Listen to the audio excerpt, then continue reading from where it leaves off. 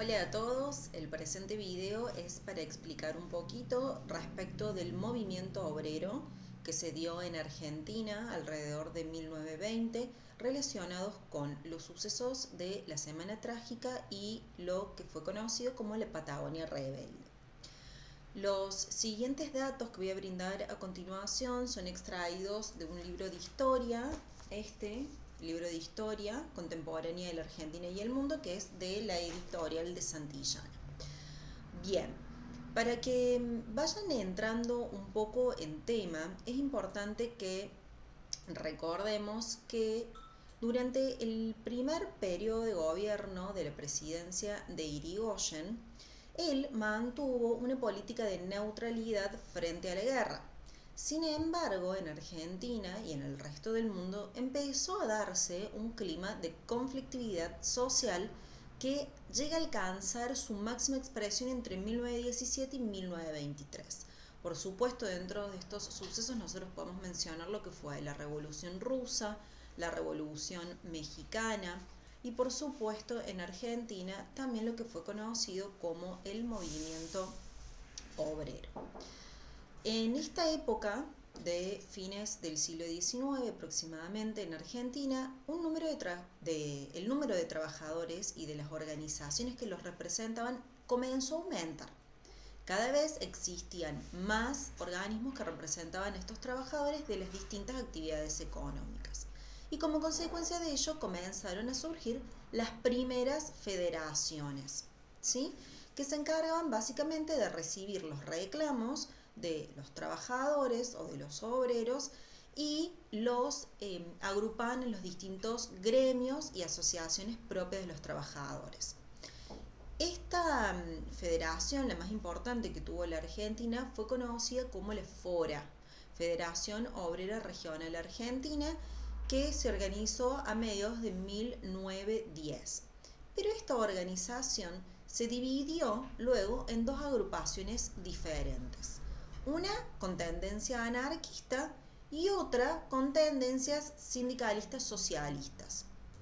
La primera de estas dos organizaciones comenzó a perder importancia con el paso del tiempo.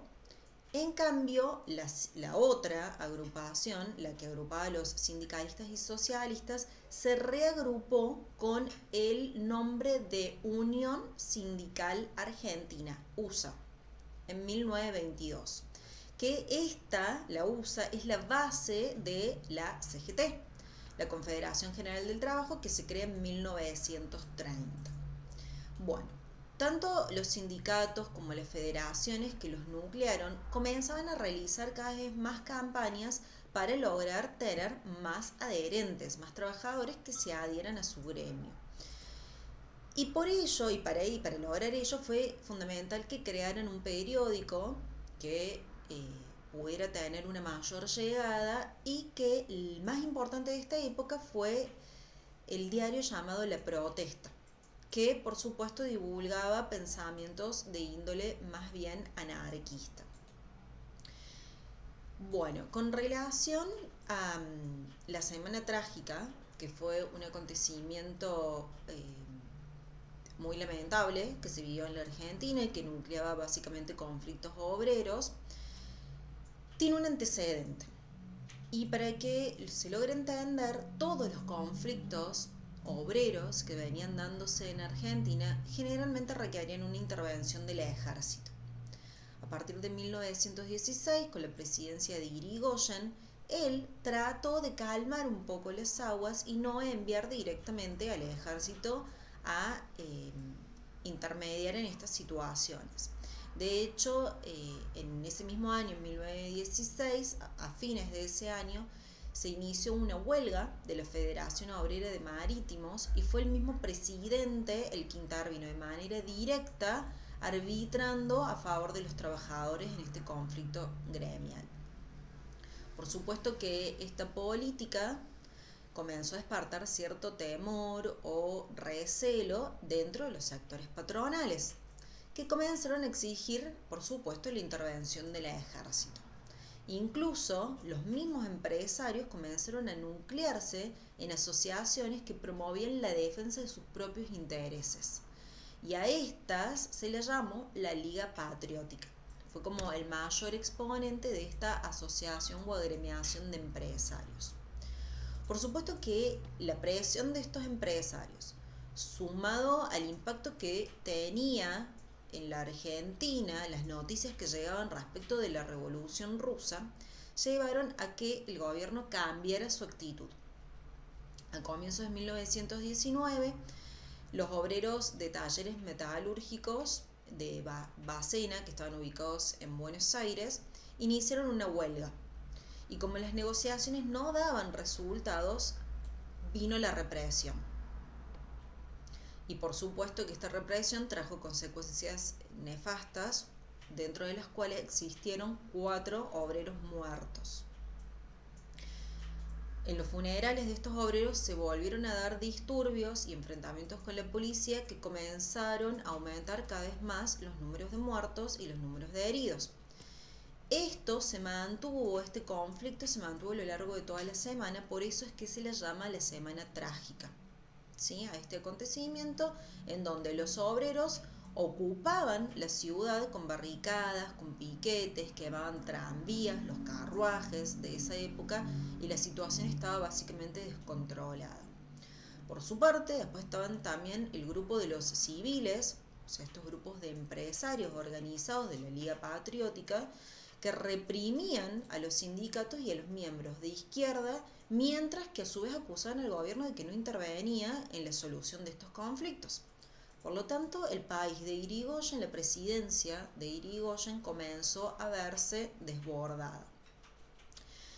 Frente a esto, el presidente no tuvo más remedio que ordenar al jefe del ejército que se hiciera cargo de la situación. Por supuesto que hacerse cargo de la situación implicó una gran represión a todos estos sectores revolucionarios, que por supuesto vuelven a hacer foco en lo que fue conocido como la Semana Trágica. Todo necesario para, según Irigoyen, restaurar el orden que se había perdido. Mientras tanto, en la Patagonia sucedió algo similar.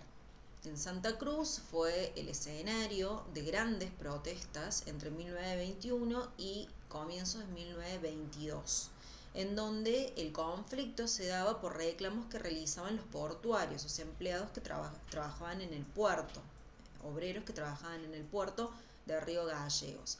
Pero esto fue tomado como ejemplo por otros trabajadores y se expandió este reclamo a las estancias de lanas, que por supuesto los obreros que trabajaban allí tenían muy bajos salarios, pésimas condiciones de empleo, y si bien inicialmente se logró un acuerdo, los estancieros no cumplieron con lo acordado en ese pacto y los problemas volvieron a agudizarse.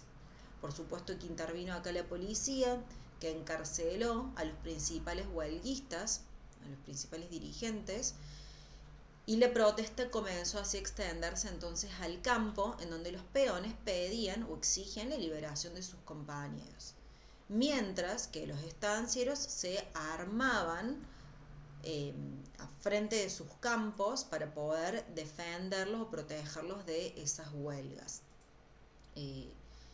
Los peones avanzaban en grandes grupos e iban tomando así de rehenes a los dueños de los campos y ocupando esos campos para sí mismos, a los dueños o a los administradores. Por lo tanto, el gobierno decidió que era momento de intervenir y envió a un regimiento de la infantería que comandó, por supuesto, una feroz represión contra estos huelguistas, y cientos de trabajadores fueron asesinados por el ejército. Eso como acontecimiento fundamental o importante para recordar de nuestra historia. Por su parte, también hay unos acontecimientos importantes que hay que destacar, que es el de los nacionalistas, el de la Iglesia Católica y el de la Reforma Universitaria, que son sucesos que vienen a colación. Bien, los nacionalistas surgieron dentro de las primeras críticas que se hacen al proceso de modernización sobre la nacionalidad. Esto en ocasión de festejos respecto al centenario de la Revolución de Mayo. Esta corriente nacionalista, que en líneas generales lo que hacía era sostener que los inmigrantes amenazaban a la identidad nacional, porque ellos, los inmigrantes, conservaban sus propias costumbres y tradiciones y querían de algún modo venir a imponerlas en este estado. Entonces surge un movimiento de nacionalistas que comienza alrededor de 1910 y perdura hasta 1920. Estos nacionalistas se identificaron de algún modo con tendientes, por supuesto, conservadoras. Entonces veían tanto a Irigoyen como a Alvear, futuro presidente que vamos a estudiar más adelante, como responsables de la llegada de la chusma. Así es como les decían de manera despectiva. Diferentes grupos de nacionalistas durante esta época fundaron periódicos como La Nueva República y asociaciones como esta Liga Republicana y la Legión de Mayo para hacer frente a estas políticas de gobierno. Por supuesto que la crítica central de este grupo se dio en que apuntaban al sistema democrático que inauguraba la ley Sáenz-Peña y a su participación política de las grandes masas desde una mirada de rechazo. Por su parte, la Iglesia Católica, desde fines del siglo XIX, tuvo un proceso de fuerte crecimiento que impactó, por supuesto, en su forma de organización interna como en el discurso y la forma de difundir su discurso dentro de la sociedad, intentando de algún modo educar al credo católico y a sus integrantes. Tuvieron voces de críticas a la democracia liberal que venía a traer Irigoyen y promovió la Iglesia una gran colecta nacional para justamente contener la crisis social que se había devastado. Por supuesto, en competencia con el socialismo, la Unión Popular Católica Argentina, que era la que nucleaba las asociaciones católicas, organizó bibliotecas, obras de caridad, conferencias y demás. Por último, como acontecimiento también a destacar, es que a fines del siglo XIX la Argentina se encontraba atravesando un fuerte proceso de modernización y uno de sus signos más importantes fue el relacionado al campo educativo, ¿sí? Recuerden que a partir de 1884, cuando se sanciona la ley de enseñanza obligatoria con la ley de educación y la alfabetización de los nuevos sectores sociales, la educación comenzó a verse como un instrumento necesario de ascenso social. Es decir, la educación permitía a una persona adquirir algunos estados o estadios que antes por ahí eran imposibles para esa persona.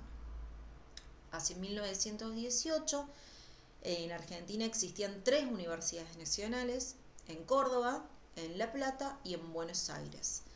Por supuesto que estas 3 universidades se dedicaban a una formación de profesionales de élite, es decir, conducían o de algún modo educaban o desarrollaban hombres que iban a ser influyentes y que controlaran el acceso a los cargos, ¿sí?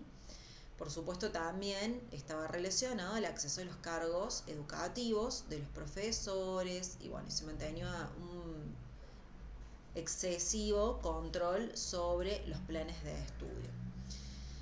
En la Universidad de Córdoba, además, la Iglesia tenía una influencia central en los contenidos que se brindaban. Por eso es que la Universidad de Córdoba se caracterizó en esa época por tener muchas materias en sus distintas facultades que tenían una connotación religiosa, materias de índole religiosa, ¿sí? Pero de religión relacionado con el catolicismo.